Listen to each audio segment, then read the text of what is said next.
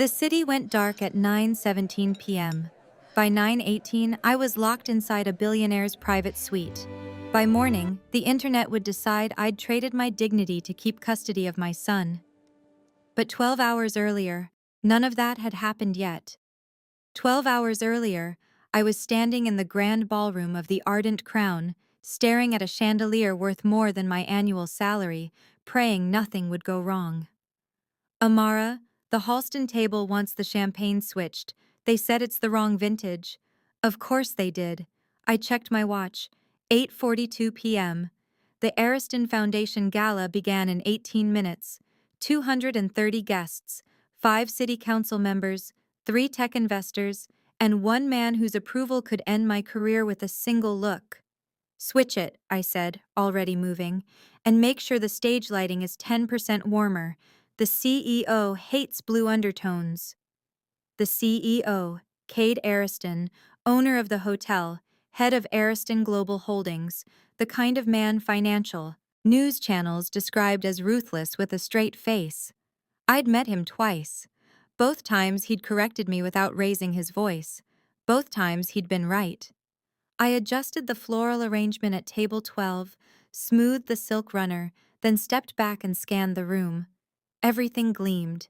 Gold cutlery, crystal glassware, perfect symmetry, perfect illusion. My phone buzzed in my pocket. I checked to see it was Derek and I ignored it. It buzzed again, and again. I stepped into the service corridor and answered. What? I kept my voice low. You forgot to send Mateo's inhaler refill confirmation, Derek said smoothly. The court doesn't love patterns of neglect, Amara. My chest tightened. It's filled. I sent you the receipt yesterday. You sent me a screenshot. It's the same thing. A soft chuckle. Not to a judge. I closed my eyes briefly. You're not getting primary custody, Derek. That depends on your judgment. And optics. There it was. Optics. He lived for them. I have a gala to run, I said. If this is about control, it's about stability. And you, working nights in a hotel owned by a man whose face is on every business scandal blog. My grip tightened around the phone. Goodbye, Derek. Just remember, he added lightly, 1 mistake, and I'll use it. The line went dead. I stood there for 3 seconds longer than necessary. Then I straightened my shoulders and walked back into the ballroom. No mistakes, no optics, no weakness. Miss Valez. A voice called and I turned. Kade Ariston stood near the stage, hands in his pockets, tuxedo cut with surgical precision. Dark hair, controlled expression, eyes that missed nothing. He wasn't smiling. He rarely did. Yes, Mr. Ariston. His gaze swept the room once. Table 17 is angled 3 degrees off alignment. I blinked. 3 degrees. Of course it was. I walked to the table, adjusted it subtly, and stepped back. He didn't look at me when he spoke again. You anticipate problems well. I appreciate that. I try to prevent them, I replied. His eyes shifted to mine briefly, measuring. And if you can't prevent them? Then I control the damage. A flicker of something moved across his face. Approval? Amusement? Good, he said. Tonight we'll test that. Before I could ask what that meant, he stepped away, swallowed by guests and flash photography. The gala began at 9 sharp. Speeches, applause, clinking crystal. I moved through the room like a shadow, fixing what others didn't notice. A spilled drink, a missing place card, a microphone feedback glitch. At 9:15, Kade stepped onto the stage. The room quieted instantly. He didn't need theatrics. His presence did the work. Thank you for joining us, he began, voice calm, controlled. Tonight is about investment, not just financial, but human. Polite laughter spread across the room and he paused for a minute, then continued. I checked the lighting panel near the back wall. Stable. The city skyline glowed beyond the ballroom windows. At 9:16, a faint tremor flickered through the overhead lights. I frowned. At 9:17, everything went black. Not dim, not flicker, black. Gasps tore through the room. Someone screamed. The microphone cut mid-word. For one suspended second, there was absolute silence. Then chaos. Phones lit up like fireflies, people talking over each other, chairs scraping. "Stay calm," I shouted instinctively. "Backup power will engage." It didn't. I rushed toward the control panel. Dead. Every system. From across the darkness I heard his voice, steady, commanding. "Remain seated. Security will guide you." Emergency lights flickered on, dim red strips along the floor. Not enough. My phone buzzed violently in my hand. Text messages poured in. Citywide outage. Grid failure. Possible substation fire. I dialed Mateo's. Sitter. No signal. I tried again. Nothing. My throat tightened. The ballroom doors burst open as security entered. "Mr. Ariston," one of them said urgently. "We need you upstairs. The private floors are on generator. Elevators are compromised." Of course they were. He stepped down from the stage. Guests were already pushing toward exits. "Amara!" I turned at the sound of my name. He was close now, closer than before. "Coordinate a controlled exit for the guests. No stampede." "I am." His gaze sharpened. "Once that's done, you're not leaving." "Excuse me?" "I need to get home," I said immediately. "My son. The streets won't be safe within 20 minutes." As if on cue, distant sirens wailed outside. Security leaned in. Protests downtown just turned violent. Traffic gridlocked. My pulse spiked. "I have to try." His voice dropped, lower now, personal. "If you walk out into that right now, you're not just risking yourself." The implication hung heavy. "Mateo." He saw the shift in my expression. "Finish the evacuation," he said evenly. "Then come upstairs." The way he said it sounded like it wasn't a suggestion, it was a decision. And for the first time that night, I wasn't sure I was the one in control. Outside, somewhere beyond the darkened skyline, something exploded. The ballroom windows trembled, and my phone buzzed again. It was a message from Derek that read, "Crazy night to be stuck at work. Hope you make good choices." I looked up. Across the chaos and flashing emergency lights, Kade Ariston was already watching me, and the generators upstairs had just powered on. The private elevator required a biometric scan. Of course it did. The lobby below us had dissolved into controlled panic, guests arguing with security, phone screens glowing, sirens echoing somewhere beyond the glass doors. Kade Ariston didn't look rushed. He pressed his thumb to the panel, and the doors slid open. "Inside," he said. I hesitated half a second, then Derek's text replayed in my head. "Hope you make good choices." I stepped in. The doors closed with a quiet, final sound that felt louder than the chaos outside. The elevator moved, smooth, silent. Emergency lighting cast everything in low, amber shadows. His reflection stood beside mine in the mirrored wall. Tall, composed, infuriatingly steady. "How long will the outage last?" I asked. "Unknown," he replied. "Grid failure across 3 districts.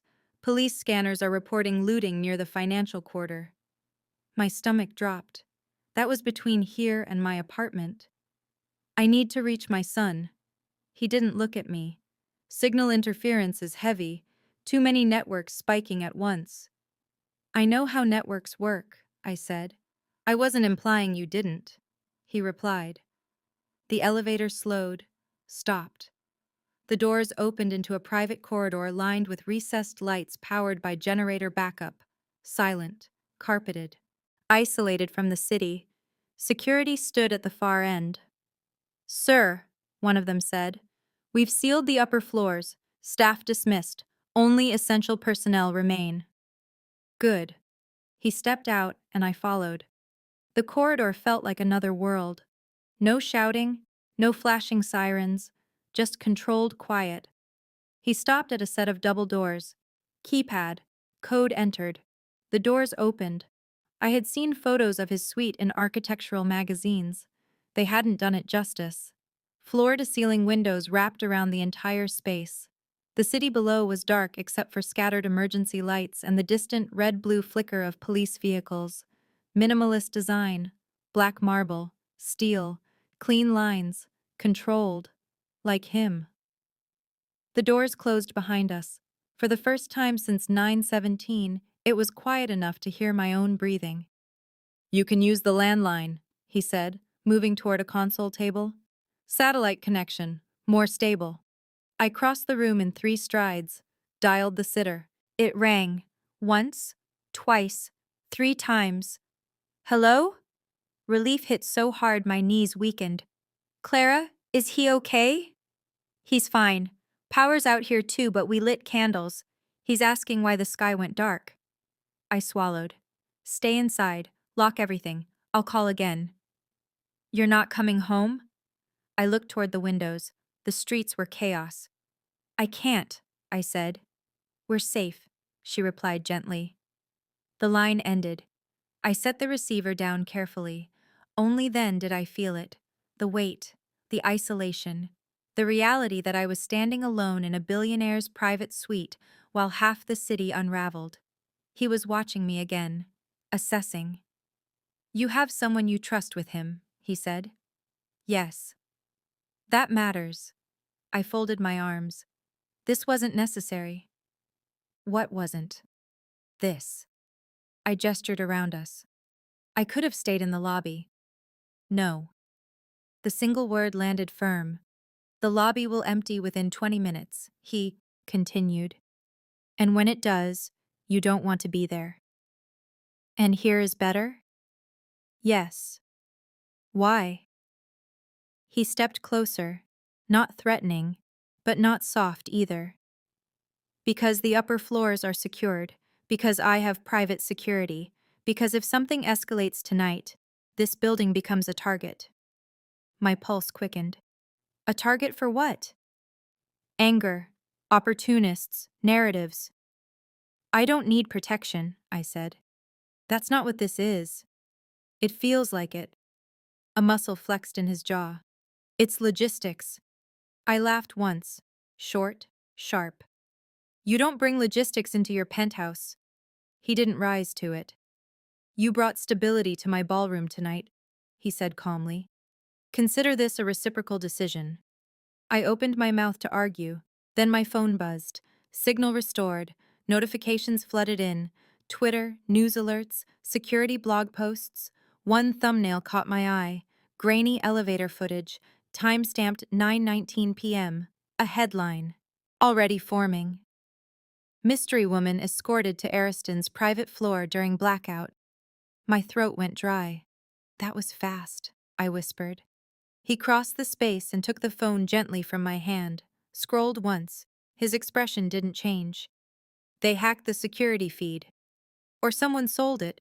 He didn't deny that possibility. More notifications, more speculation. The comments were already turning ugly. "Who is she? Another scandal? Looks like a hotel employee. Bet she negotiated her promotion." My stomach twisted. "This can't happen," I said quietly. "It already has." "You don't understand." I stepped back from him. "I'm in a custody battle. My ex will use this." He went still. "How?" "He's been building a case that I make reckless decisions, that I expose our son to instability." I gestured helplessly. "Being trapped overnight in your suite is not reckless. It doesn't matter what it is. It matters what it looks, at the chaos." Then back at me. "Your ex," at the chaos. Then back at me. "Your ex," he said evenly. "Is he capable of filing an emergency motion?" "Yes." "How quickly?" "Tonight." Another notification buzzed. "Derek. Hope you're safe. Media says you're not alone." My hands started shaking before I could stop them. He noticed. He always noticed. Without a word, he moved closer. Not touching. Just there. "You are not the story," he said quietly. I am. That's not how this works. It is when I decide it is. My laugh was brittle. You can't control the internet. No, he agreed. But I can control how I respond. He reached into his pocket, pulled out his phone, dialed someone. Yes, he said when the call connected. Initiate containment protocol. Legal and PR. Full response within the hour. He paused. No statements? Yet. We wait. He said then ended the call. What did you just do? I asked. Bought you time. I stared at him. Why? For a moment, something flickered in his expression. Not calculation, not strategy, something almost personal. You work for me, he said finally. That's not the real reason. His gaze held mine, steady, measured. And then the lights flickered. The generator hummed louder, then steadied again. Outside, a new explosion echoed through the city, closer this time. The windows vibrated faintly. Security knocked once on the suite door. Sir, situation downtown escalating. Police advising full lockdown until morning. Morning. My pulse spiked again. I can't stay here all night, I said. His eyes shifted back to me. Calm, controlled, decided. Yes, he said. You can. And this time, it didn't sound like logistics. It sounded like an order. I stared at him. You don't get to decide that. Tonight, I do. My pulse jumped. Excuse me? He stepped closer, not invading, but close enough that I could see the faint shadow of fatigue beneath his eyes. You walk out into that, he said quietly, gesturing toward the city, and you become vulnerable in ways neither of us can control. I already am. Another notification lit my screen, then another, then 10 more. My name. They had my name. Amara Valez, identified as woman seen entering Ariston's private floor. How? My throat closed. They pulled staff records, he said flatly, or someone fed it to them. The article updated in real time. Single mother of one currently employed at the Ardent Crown. I felt something cold slide down my spine. He saw it. What else? He asked. My custody hearing is in 13 days. He didn't react immediately. Then, and your ex? As ambitious as he is vindictive. My phone buzzed again. This time it wasn't a notification. It was a court filing alert. Derek had already submitted something. I opened the document with trembling fingers. Emergency petition for temporary custody adjustment. Grounds: exposure to inappropriate circumstances, questionable judgment, overnight presence in employer's private residence. It's been 40 minutes, I whispered. Yes, Kade said softly. It has. The room felt smaller, the walls closer. I didn't even choose this, I said. The power went out. Intent doesn't matter in court, he replied. I know. I turned away from him, pressing my palms against the cool marble kitchen counter. Breathe. Control the damage. That's what I'd told him earlier. If you can't prevent it, control it. Behind me, I heard him move. Not pacing, not restless. Measured steps. What does he need to win temporary adjustment? He asked. Evidence that I put Mateo in a situation that compromises stability. Define compromise. Public scandal, questionable associations, overnight, stays with men. The last words felt like acid. Silence. Then, I asked you to stay. The words were quiet, clear. I turned slowly. He stood a few feet away, hands loose at his sides, not defensive, just stating fact. That's not how it'll look, I said. It will if I say it. You think a statement from you erases speculation? No, he said evenly, but it reframes it. He stepped closer. You were an employee overseeing a high-profile event during a citywide emergency. I requested your presence for operational continuity. That sounds clinical. Good. My chest tightened. You'd go public? Yes. You're engaged. A flicker of something passed through his expression, gone almost instantly. That is a separate matter. It won't be. Another notification. Stock watchers already speculating about his fiancée, comment sections spiraling. Scandal again? Ariston can't stay out of trouble. Poor girl, probably. Thinks this is her ticket up. Heat flooded my face. I'm not some... I stopped. He watched me, waiting. I won't be painted as opportunistic, I finished.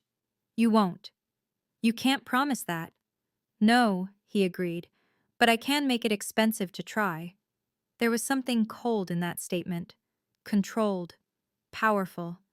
My phone buzzed again, a message this time. Derek. Judges don't like instability, Amara, especially not moral instability. My hands shook harder. Before I realized what I was doing, I sank into one of the leather chairs near the windows. The city looked unreal from up here.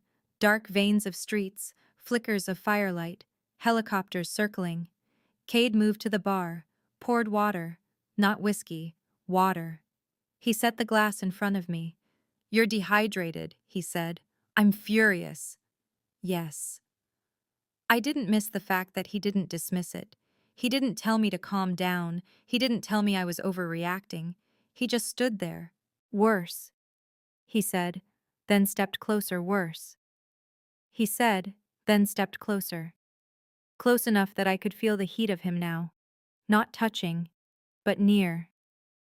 You are not unstable, he said quietly. You are competent, controlled. You ran a ballroom full of city officials in the dark without panicking. That doesn't matter. It does to me. The words landed harder than they should have. For a second, the air shifted, thicker, charged. I stood too quickly. We were suddenly too close. The silence stretched. His eyes dropped, just briefly, to my mouth, then back up. Not subtle, not accidental. You shouldn't look at me like that, I said softly. Like what? Like you're not thinking. He held my gaze. I am thinking. My pulse betrayed me. About damage control? Yes. And? And the fact that you're exhausted. That's not what you were thinking. His jaw tightened slightly. You assume too much. Do I? Another notification buzzed between us, breaking the tension, trending now. A photo, blurry but clear enough. Him. Me. Elevator doors closing. Caption, Blackout romance? My stomach twisted. Delete it, I whispered. I can't. I didn't ask if you could. I said delete it. His gaze softened, just slightly. Amara. My name in his mouth felt different, lower, less formal. You are not at the mercy of a headline. It doesn't feel that way. We both stayed silent for a minute. Then he did something unexpected. He reached out, not abruptly, slowly. His fingers brushed my wrist, not possessive, steadying. The contact was electric, not because it was intimate, because it wasn't. It was controlled, intentional. You're shaking, he said quietly. I'm not. You are. He didn't let go, and I didn't pull away. The city outside roared faintly, the world below us fractured into chaos. But inside the suite, silence, breath, heat. You should let me go, I murmured. Yes. He didn't. The distance between us narrowed by instinct, not strategy. My heart pounded so loudly I was certain he could hear it. This complicates everything, I said. It already is. Kade. It was the first time I'd used his name. His fingers tightened slightly at my wrist. Don't, he said softly. Don't what? Pretend this is only about optics. The air shifted again, dangerously. He stepped closer, our breaths almost touching now. If this becomes public, I said, barely above a whisper, it will look like I stayed for something else. His gaze darkened. And did you? The question wasn't mocking. It wasn't cruel. It was direct, honest. My throat went dry. I stayed because I couldn't reach my son.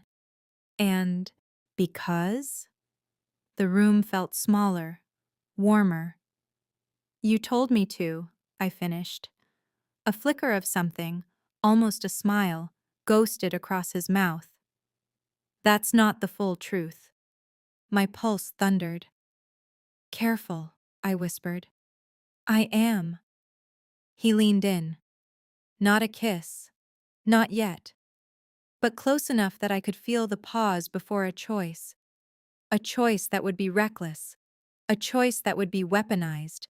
A choice that would change everything. His phone rang. Sharp, intrusive. He pulled back immediately, control snapping into place. Then he answered. Yes. A pause. His expression hardened. File what? Another pause. His eyes shifted to mine, cold now, strategic. Understood. He ended the call. What? I demanded. He didn't soften the answer. Your ex just went live on a legal commentary stream. My stomach dropped. And? And he's implying you exchanged professional access for personal protection. The room felt like it tilted. He wouldn't. He already did. My phone buzzed again. The stream link. Tens of thousands watching. Derek's voice calm, polished, devastating. I simply want my son protected from environments that blur professional boundaries. I looked up at Kade. He was no longer just controlled. He was furious, quietly, lethally. And the worst part? For the first time that night, I wasn't just afraid of losing custody. I was afraid of what he might do next. Kade didn't raise his voice. He didn't need to. He walked to the wall-mounted screen and tapped it once. The live stream filled the room. Derek sat in a studio chair, tie perfectly straight, expression measured. I'm not accusing anyone, Derek said smoothly. I'm simply questioning judgment. My son deserves stability, not late nights in luxury penthouses during citywide emergencies. The chat scrolled violently beside him. She planned it. Gold digger. Classic custody play. My face burned. That's defamation, I whispered. Not yet, Kade said evenly. He's implying, not stating. On screen, Derek leaned forward slightly. If this were an isolated incident, perhaps I wouldn't be concerned. But this follows a pattern of emotionally driven decisions. Emotionally driven. My hands clenched. That's a lie. Kade muted the screen. The silence afterward felt heavier than the noise. He's baiting you, he said. I don't take bait. No, he agreed. You react. I looked at him sharply. That wasn't criticism, he added. It was analysis. Another notification flashed. Emergency hearing scheduled. Tomorrow morning.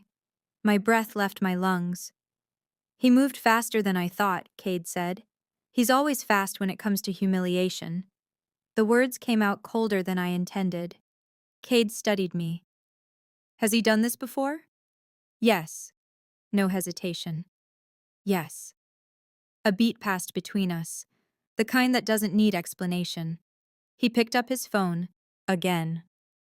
No press release, he said into it. Not yet. We escalate differently. He ended the call before I could ask what that meant. You can't escalate, I said quickly.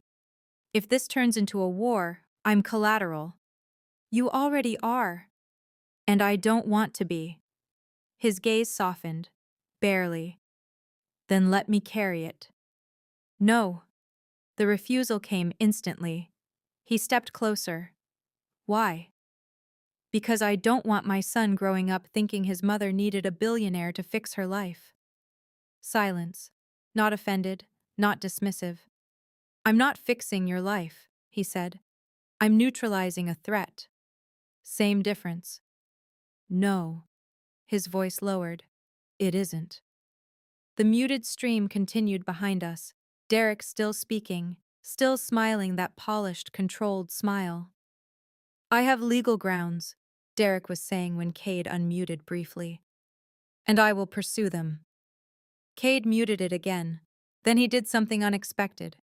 He took off his tuxedo, jacket, set it aside, rolled up his sleeves. The movement wasn't dramatic, but it felt like a line being crossed. You don't understand something, he said quietly. Then explain it. My mother was destroyed by a narrative. I froze. He rarely spoke about himself. She was photographed leaving a hotel with a man who wasn't my father. It was a business meeting, but headlines don't print nuance. His jaw tightened slightly. She lost everything in 2 weeks: reputation, standing, stability. I swallowed. I was 16. The room felt different now, less corporate, more human. That won't happen to you, he said. You can't guarantee that. I can make sure he regrets trying.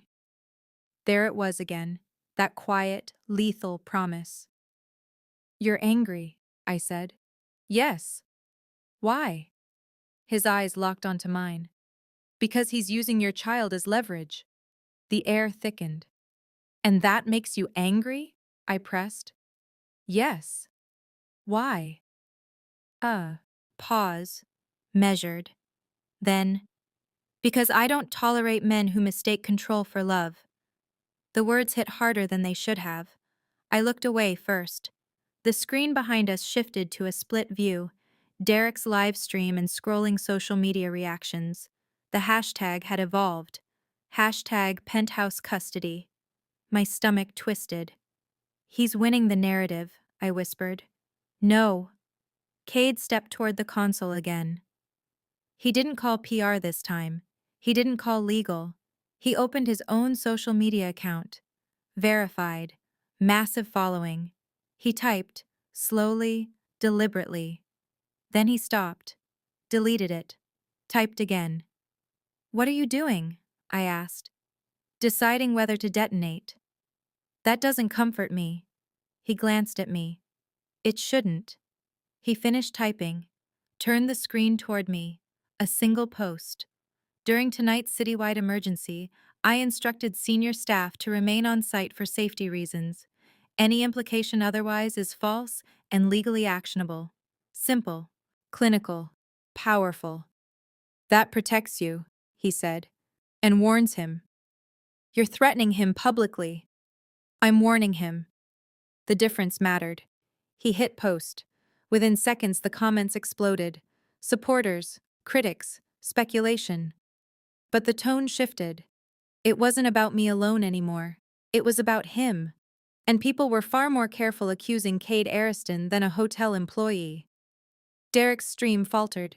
He adjusted his tie. Interesting, he said on camera. If that's the case, perhaps Mr. Ariston will join us live to clarify. The invitation hung in the air. The chat went wild. Do it. Face him. If you're innocent, prove it. My chest tightened. You're not doing that, I said quickly. Kade watched the screen, calculating. If I go live, he said slowly, I remove ambiguity. You also turn this into spectacle. It already is. I don't want Mateo seeing this. He looked at me sharply. Is he watching? I don't. Generator lights flickered once before stabilizing. The city below looked less like chaos and more like unrest now. Anger spreading block by block. We're in lockdown, security's voice came faintly through the intercom. No one in or out. I wrapped my arms around myself instinctively. The suite suddenly felt less like refuge and more like containment. He noticed. You're cold, he said. I'm fine. You're not. Before I could protest, he moved behind me. Not touching at first, just close, heat radiating. Then his hands settled on my shoulders. Firm, grounding, not possessive, not seductive, just steady. My breath caught anyway. This doesn't solve the hearing, I said quietly. No, he agreed. But it shifts leverage. And if the judge thinks I engineered this, then I testify. The words were immediate, unhesitating. You'd put yourself on record? Yes. Why? The question hung there again, heavy, loaded.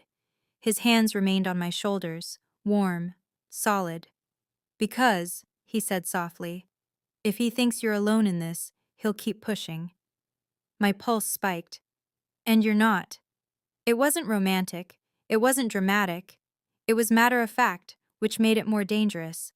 Derek's voice rose slightly on the screen.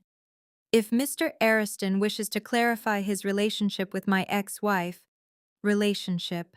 The word landed like a spark in dry air. Kade's hands tightened slightly, not enough to hurt, enough to register.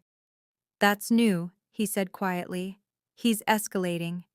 Yes. And if you escalate back? He'll either retreat, Kade said calmly, or overplay. And if he overplays? His eyes met mine. Then he loses.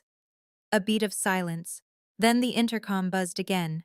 Sir, security said urgently. Crowds. Always is. The lights flickered again, always is. The lights flickered again, harder this time. The generator hummed louder.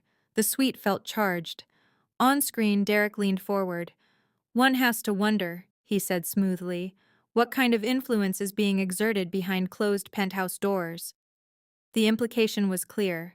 My jaw tightened. Kade reached for his phone. Are you going live? I asked. He didn't answer immediately. Instead, he stepped directly in front of me. Close. Too close. His voice dropped low. If I go live, this becomes irreversible. It already feels that way. No, he said quietly. It doesn't. The tension between us snapped taut. You need to decide something, he continued. What? Do you trust me to handle this? The question stunned me. Trust, in the middle of chaos, scandal, was furious not because of headlines, but because my son was being used as leverage. Yes, I said before I could stop myself. Something shifted in his expression, something decisive. He turned, opened his camera, and pressed Go Live. The red light blinked. Live. Within seconds, the viewer count climbed. 10,000, 20, 50. The comments flooded so fast they blurred. Kade didn't look at them. He looked straight into the camera. Good evening, he said calmly. No theatrics, no anger, just control. I'm aware there's speculation surrounding an employee of mine who was present in my private suite during tonight's citywide emergency. The viewer count doubled. Behind him, I could see Derek's live stream reacting in real time. The split-screen commentators scrambling to adjust. Kade continued. At 9:17 p.m., the power grid failed across 3 districts. At 9:19 p.m., I instructed senior operational staff to relocate to secured floors due to escalating unrest. His tone didn't waver. Miss Amara Valez remained on site because I asked her to. There it was, clear, direct, no ambiguity. The chat shifted instantly. He asked her, so it wasn't a secret rendezvous? Wait, why is he protecting her this hard? Kade didn't blink. Any implication that this was personal, inappropriate, or exploitative is false. The word exploitative landed hard. Somewhere across the city, Derek was watching. I do not tolerate narratives that endanger my employees, Kade added. Then he paused. A measured pause, the kind that makes people lean in. And I will be present at tomorrow's custody hearing to confirm these facts under oath. My breath caught. The chat exploded. Under oath? He's testifying? This just got serious. Across the split screen, Derek's smile faltered. Just slightly. Kade ended. Do that, I said. Yes, he replied. Do that, I said. Yes, he replied evenly. I did. You just inserted yourself into a family court battle. Yes. You're engaged. The word hung between us again. His jaw tightened. That engagement was strategic, he said calmly. Not sacred. And this? I pressed. He looked at me. Really looked at me. This is necessary. Necessary. The safe word. The strategic word. But the air between us said something else. My phone buzzed violently. Message after message. Support. Speculation. Anger. But the tone had shifted. It wasn't about a secret affair anymore. It was about power dynamics. Employee safety. Emergency protocol. Derek's narrative had cracked. The intercom buzzed again. Sir, security said. Crowd dispersing, media trucks arriving. Of course they were. Kade nodded toward the door. Keep, two. My pulse quickened. You can't fight two. My pulse quickened. You can't fight every rumor for me. I don't intend to. Then what are you doing? A beat, then. Choosing. The word felt heavier than it should have.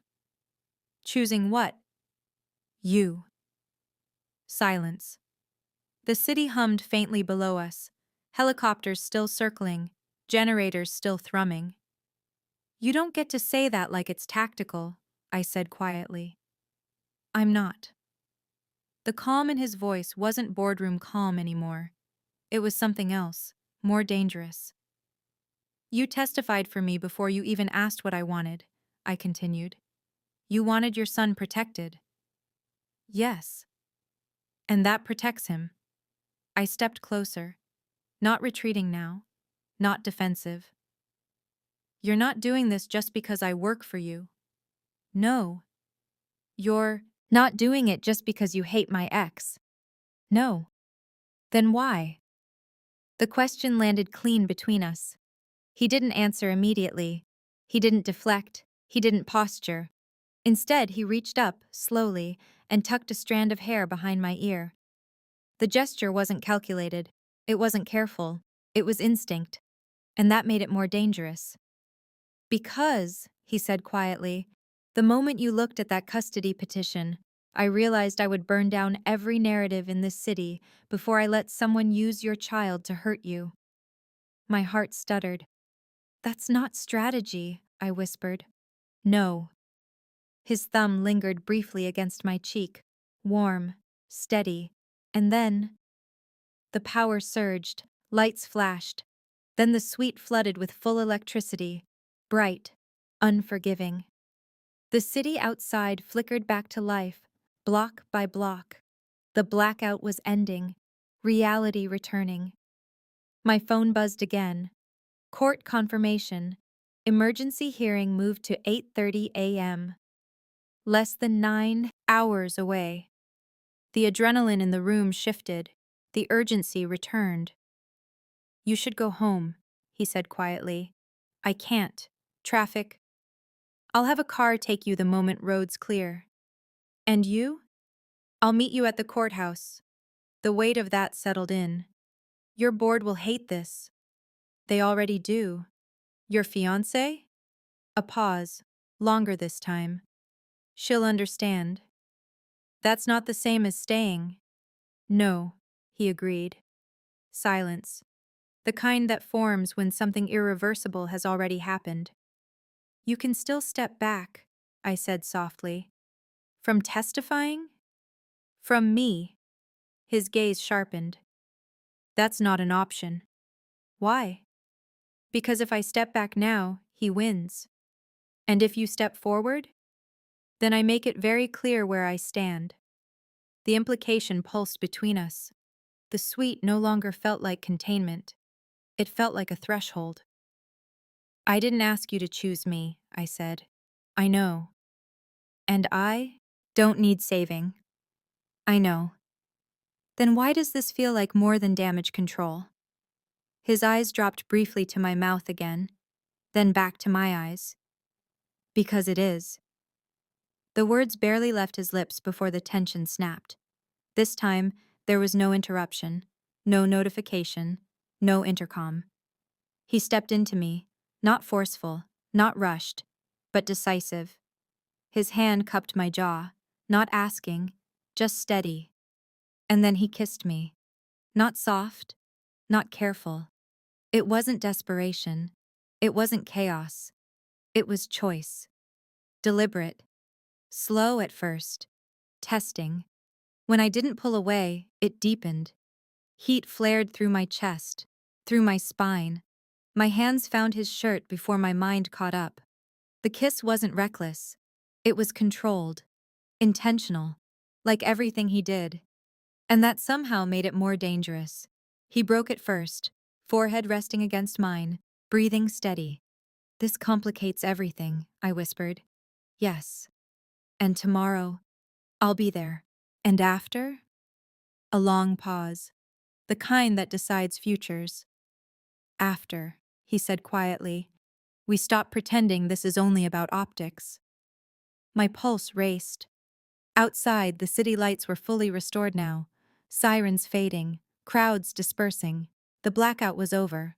But the storm between us, that was just beginning.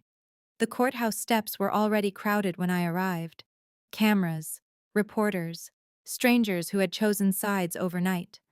My name was on their lips. Kade's was louder. A black town car pulled up beside me before I could reach the entrance. The door opened. He stepped out. Not in a tuxedo this time. Charcoal suit, no tie. Controlled, unapologetic. The cameras shifted instantly. Flash after flash. "Mr. Ariston, are you in a relationship with your employee? Did you interfere in a custody case? Is your engagement over?" He didn't answer. He walked around the car, stopped in front of me, not touching, just there. "Ready?" he asked quietly. "No." "Good." A faint, almost smile. We walked inside together. The courtroom was smaller than I expected. Brighter. Too bright. Derek stood near the plaintiff's table, composed as ever. He gave me a polite nod. Then he saw Kade beside me. His smile faltered. Just enough. The judge entered. Proceedings began. Derek's attorney opened first. Concerns about stability, environment, exposure to inappropriate influence. I kept my hands folded tightly in my lap. Breathe. Control the damage. Then Kade was called. He stood without hesitation, walked to the witness stand, sworn in, under oath. The room shifted. Even the judge straightened slightly. "Mr. Ariston," Derek's attorney began smoothly, "can you confirm that Ms. Valez spent the night in your private suite during the blackout?" "Yes." No hesitation. A murmur rippled through the gallery. "And was that typical protocol?" "It was emergency protocol." The attorney smiled faintly. "Is it typical for emergency protocol to include a single employee in your private residence?" "It is typical for me to prioritize the safety of senior operational staff during volatile situations." "Alone?" He didn't blink. "Security was stationed outside." "And were you alone with her?" "Yes." The attorney leaned in slightly. "Mr. Ariston, are you aware that optics matter in family court?" "Yes." "And yet you chose to bring a married woman—" "Divorced," Kade corrected calmly. The attorney's jaw tightened. "Divorced woman into your private suite." "Yes." "Why?" Silence fell. This was the moment. He could say protocol. He could say logistics. He could say nothing more. Instead, "Because I instructed her to remain on site during a citywide emergency," he said evenly. "And nothing else occurred?" A beat. Measured. He glanced at me briefly, then back to the attorney. "What occurs in my private life," he said calmly, "does not intersect with my obligation to ensure employee safety." The courtroom stilled. Derek shifted in his seat. The attorney tried again. "Mr. Ariston, is it your testimony that there was no personal relationship between you and Ms. Valez?" The air changed. Subtle. Sharp. I felt it before he answered.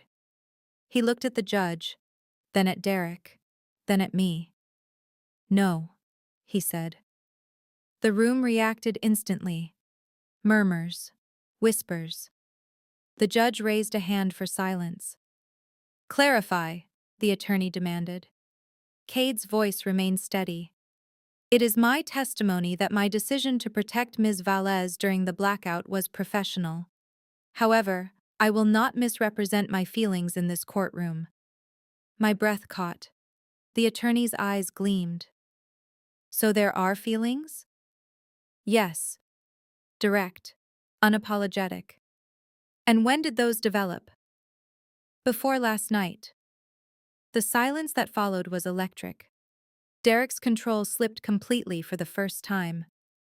You're using this as leverage, he snapped. The judge shot him a warning look. Kade remained composed. I am stating facts under oath, he said calmly. My personal interest in Ms. Valez does not negate her competence as a mother. The judge leaned forward. Mr. Ariston, are you testifying that Ms. Valez's presence in your suite was voluntary and non-coercive? Yes. And that no inappropriate conduct endangered her child? Yes, he replied. Firm. Final. The judge turned to Derek. Mr. Halston, I see no legal basis for emergency adjustment. Derek's jaw tightened. This is reckless, he muttered. No, the judge replied coolly. This is an emergency miscalculation. Gavel, motion denied, just like that. The tension in my body collapsed all at once. I didn't realize I was shaking until Kade stepped down from the stand and steadied me with one hand at my back. The courtroom emptied quickly. Reporters waited outside, but inside, it was quiet. Derek approached us. His expression was tight. This isn't over, he said softly. It is, Kade replied evenly. You just tied your reputation to hers. Yes. You think that helps? Kade didn't hesitate. Yes. Derek looked at me. You're letting him make you look dependent. I'm letting him tell the truth, I said. That stung more than anything else I'd said all morning. Derek left without another word. The courthouse doors opened. Flashbulbs erupted again. Kade stepped slightly ahead of me, not blocking, not claiming, standing. Mr. Ariston, someone shouted. Are you confirming a relationship? He looked straight at the cameras. Yes. No hesitation, no qualifier. The reporters erupted. And your engagement? Ended. Just like that. My heart skipped. You're aware of the corporate implications? Another reporter pressed. Yes. And you're prepared for the fallout? Yes. No elaboration, no apology. He turned to me. The world narrowed. You didn't have to do that, I said quietly. Yes, he replied. He reached for my hand. Not subtle, not hidden, public, deliberate. This isn't optics anymore, he said. No. It's choice. The word settled between us, the same word from the night before. Except now, there were no shadows, no blackout, no isolation, just daylight, cameras, consequences. Are you sure? I asked. About you? A faint, almost dangerous smile. Yes. My pulse steadied. For Mateo? I pressed. For you, he corrected softly. The noise around us faded, not literally, but emotionally. 3 days ago, he'd been a distant CEO correcting table angles. Last night, he'd been controlled fury and steady hands in the dark. This morning, he was standing in full daylight, choosing me where it mattered most. You understand this changes everything, I said. Yes. You're bored. They'll survive. Your family. They'll adjust. And if they don't, his hand tightened slightly around mine, then I build something without them. The simplicity of it stunned me. No speeches, No grand declarations, just decision. I exhaled slowly. Okay, I said. His eyes searched mine. For the record, I added quietly, I don't need rescuing. I know. But I do need a partner. His expression shifted, warmer now. You have one. No theatrics, no dramatic kiss for cameras, just his hand in mine, firm, steady, intentional. And for the first time in months, I didn't feel like I was fighting alone. As the reporters continued shouting questions, one lingered in my mind. In a world that feeds on scandal and optics, when everything goes dark, do you protect your reputation, or do you choose the person standing beside you? He chose, and this time, so did I.